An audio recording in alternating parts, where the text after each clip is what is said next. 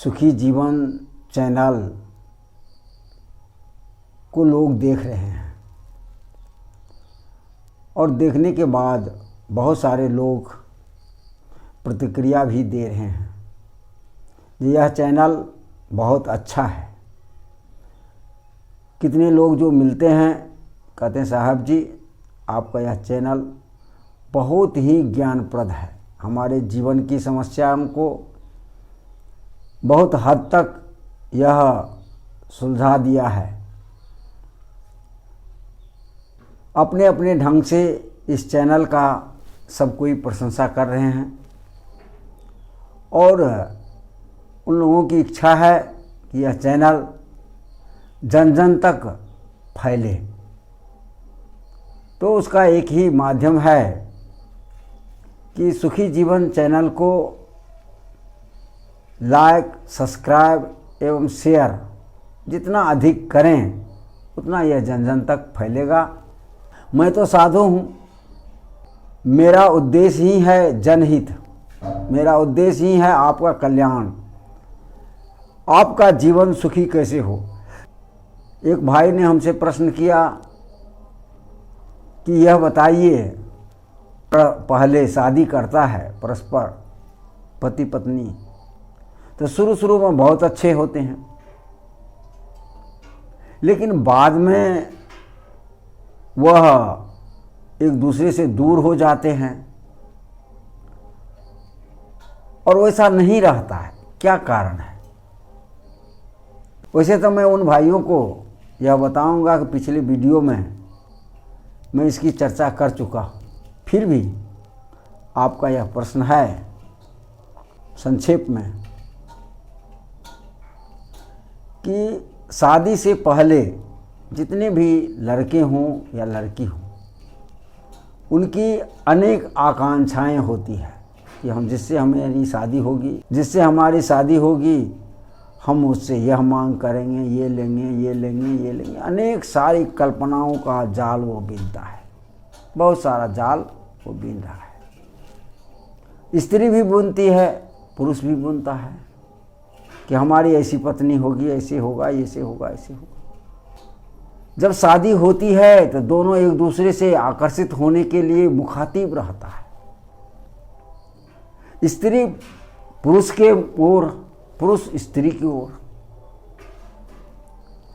एक बेचैनी होती है, एक बेसब्री होती है कि कब हम मिलें। तो स्वाभाविक है वह पहले की सारी बातें भूल जाते हैं और एक दूसरे से बिल्कुल हृदय से मिलते हैं। तो यह मिलन कुछ दिन तो बहुत अच्छा रहता है, पत्नी को भी पति से, पति को भी पत्नी से। कुछ समय तक पत्नी भी पति के एडजस्टमेंट करता है पति से और पति भी पत्नी से एडजस्टमेंट करता है। उन दोनों की आशा, प्रतीक्षा यह रहती है कि कुछ दिन के बाद हम पत्नी से यह मांग करेंगे या हम ऐसा करेंगे। पत्नी को भी रहता है कि पति को से हम कुछ दिन के बाद हम ऐसा करेंगे। तो दोनों एक आशा, अभिलाषा और आकांक्षा की जंजीर से बंध करके एक दूसरे के समीप होते हैं और बड़ा प्रेम रहता है, अच्छा लगता है। जब कुछ दिन बीत जाता है और दोनों की मांग आपस में टकराती है, पत्नी अपनी मांग को रखती है, पति अपने मांग को रखते हैं और यदि उस मांग में पूरी नहीं होती है तो वह दूरियां बढ़ती जाती है। वहाँ कंप्रोमाइज करना होगा आपको, चाहे पत्नी को भी पति के कर्म से कंप्रोमाइज करना होगा और पति को भी पत्नी से। आपको पत्नी से जो मांग है, पत्नी को भी आपसे वही मांग है। तो दोनों आदमी परस्पर जब तक कंप्रोमाइज नहीं करेंगे, समझौता नहीं करेंगे, एक दूसरे के लिए त्याग नहीं करेंगे। देखिए यहाँ त्याग की बात है, समर्पण की बात है। पति पत्नी के लिए समर्पित हो जाए और पत्नी पति के लिए समर्पित हो जाए। और समर्पण ही तो एक तरह से वैवाहिक बंधन है। पत्नी के सुख दुख को जब तक पति अपना सुख दुख नहीं समझेगा तब तक सही सामंजस्य नहीं होगा। और पत्नी पति के सुख दुख को जब तक अपना सुख दुख नहीं समझेगी तब तक सही सामंजस्य नहीं होगा। सेम कंडीशन दोनों के पास। तो एक उदाहरण छोटा सा, एक परमिला नाम की लड़की थी, कुछ पढ़ी लिखी भी थी, शायद मैट्रिक या इंटर की हुई थी। शादी हुई, लड़का देखने में बहुत सुंदर, सुयोग, लड़की भी सुंदर थी। कुछ दिन तक बहुत ठीक ठाक रहा। तो आजकल पार्टी में चाहते हैं ना लोग। परमिला अपने पार्टी में गई तो उसके पार्टी के जो और सब लोग, सखी सहेली फलना चलना, वो लोग थी। अपने अपने पति से जो वो डिमांड की थी वो दिखाया, ये है, ये दिया हमको, ये दिया, देखो ये 10,000 की है, ये 20,000 की है, ये 1 लाख की है, जिसका जो स्तर था। तो परमिला को लगा कि अरे हमारे पति भी तो है, अभी तक मांग नहीं किए हैं, अच्छा ठीक है हम मांग करें। वो एक बनारसी साड़ी की मांग की जिसकी कीमत 15,000 रुपये थी। कहा कि ये साड़ी हमको ला दीजिए। तब वो स्टैंडर्ड मेंटेन करती। वो साड़ी इसलिए मांग कर रही है कि वो स्टैंडर्ड मेंटेनेंस करेगी। साड़ी तो पहनने के लिए है ही, लेकिन वह साड़ी जो और लोग पहनी हुई है उसी तरह का वह अपने आप को भी दिखाना चाहती है कि मैं भी अपने पति से ये साड़ी लिया। अब डिमांड की 15,000 की एक साड़ी। अब उसके पति की आर्थिक स्थिति उतनी मजबूत नहीं थी कि वह 15,000 की साड़ी दे सके। यदि वह साड़ी देता है तो या तो किसी से कर्ज लेना पड़ेगा। हुआ क्या, कई रोज वह अब धीरे धीरे पत्नी उस पर दबाव भी डालता, पति अपनी मजबूरी बताता, दूरियां बढ़नी शुरू हो गई। पत्नी ने इतना जवाब दिया, पत्नी कही कि आप कमाते हैं और पैसा अपने जो दूसरे आपका फ्रेंड है, जिससे इंटरनल है, उसको आप देते हैं, उसको आप मानते हैं, और हमको 15,000 की साड़ी मांगा तो नहीं दिया। जबकि वो ऐसी बातें नहीं थी। वो कहा, श्रीमती जी मैं आपको बहुत ही विनम्र भाव से कह रहा हूँ कि मैं किसी अन्य लड़की से या कोई संबंध नहीं है, कोई तालमेल नहीं है, मेरी आर्थिक स्थिति कमज़ोर है, आप जानते ही हैं। तो कि नहीं, आप बहाना बना रहे हैं। बहुत मजबूर किया, बहुत मजबूर की। आप कमाते हैं, क्या करते हैं, 15,000 की साड़ी नहीं दे सकते। ताना मारे और कुछ करे, मन फुलाया, मन मोटा किया। रोचक कहानी है, दर्दनाक कहानी है। रोचक भी है या दर्दनाक कह सकते हैं, दर्दनाक बात है। वह व्यक्ति अपने साथी में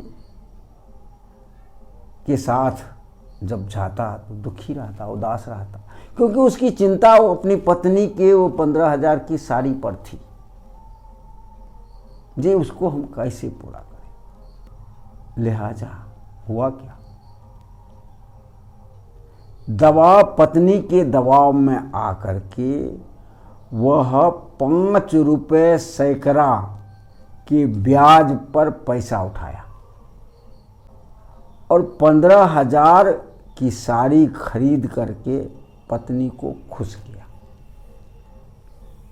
सुनते जाइए। और जब पत्नी को खुश किया, असंजोग से 10-15 दिन के बाद ये कोरोना आया, नरेंद्र मोदी ने लॉकडाउन लगा दिया और जहां वो काम कर रहा था लोग सब घर भागने लगा। काम छोड़ करके ये भी घर भाग आया कुछ दिन के लिए, तभी तो तत्काल कुछ दिन के लिए, क्योंकि 1 महीना में ठीक हो जाएगा, 2 महीना में ठीक हो जाएगा, और धीरे धीरे वह ठीक हुआ ही नहीं। और अब जैसा कि आप जानते हैं कि अभी भी पूर्ण रूप से कोरोना खत्म नहीं हुआ, देश विदेश में तीसरी लहर आ रही। परिणाम, जो आमदनी थी बाद में सब कुछ दिन अब काम ही नहीं करेगा तो पैसा कहाँ से मिलेगा? पैसा नहीं मिला। अब पैसा नहीं मिला तो क्या होगा? अब इसकी सूद पर सूद बढ़ रहा है। 15,000 रुपए का सूद 5 रुपए सैकड़े के हिसाब से आप जोड़ लीजिए। अब घर चलाना भी इसको कठिन हुआ। नौकरी अभी है नहीं, फोन करते हैं, हाँ अभी कोरोना है, अब अभी मत आओ, अभी मत आओ, अभी मत आओ। बाद में स्टाफ की छटनी किया और बेचारा कर्ज में डूब गया और जो डीह की जमीन थी थोड़ी सी, उस जमीन को थोड़ा सा हिस्सा बेच करके तब उस कर्ज को पूरा किया। अब ये स्थिति उसकी हुई। तब बाद में पत्नी भी पछताता आपकी, अरे तो अब पछताए क्या भैया जब चिड़िया चुग गई खेत।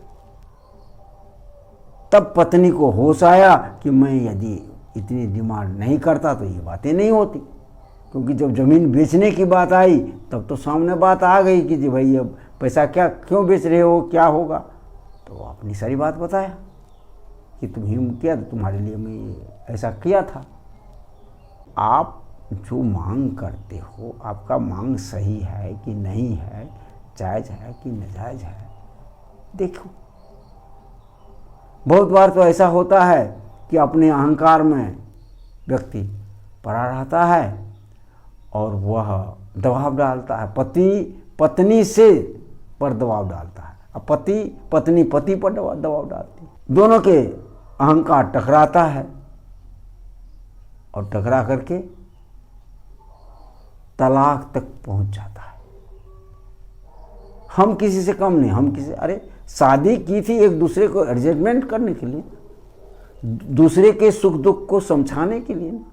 त्याग करो, त्याग। एक छोटी सी घटना और मैं बताता हूं। दिनेश यादव नाम का एक व्यक्ति था नहीं है, दिनेश यादव नाम का एक व्यक्ति है। तो वह पिता का इकलौता बेटा, उसके पिता कबीर पंथ में दीक्षित और पढ़ा लिखा, अच्छी योग्यता, लेकिन सर्विस नहीं कर रहा था, नौकरी। तो शादी हुई नई नई, सत्संगी परिवार था, कभी कभी वह सत्संग में जाता था। जहां शादी हुई थी वह परिवार भी सत्संगी था। वह भी 2 भाई में अकेली बहन थी, ये 2 बहन में अकेले भाई था, के पास 2 भाई था, अब बहन में अकेली थी। तो लेकिन सत्संग में सब जुड़ी हुई थी, सब जुड़े हुए थे दोनों आदमी। जब शादी हुई तो बड़ा प्रेम से, जो दहेज फेज तो आजकल जमाना है, दिया लिया। तो 2-4 रोज गेस्ट तो आता ही है, आता है, मेहमान वगैरह बना देना। तो मैं समझता हूं कि 8 दिन 9 दिन बीत गया था। तो उसका एक फ्रेंड बाहर रहता था दुबई में, तो शादी में वो नहीं आया था।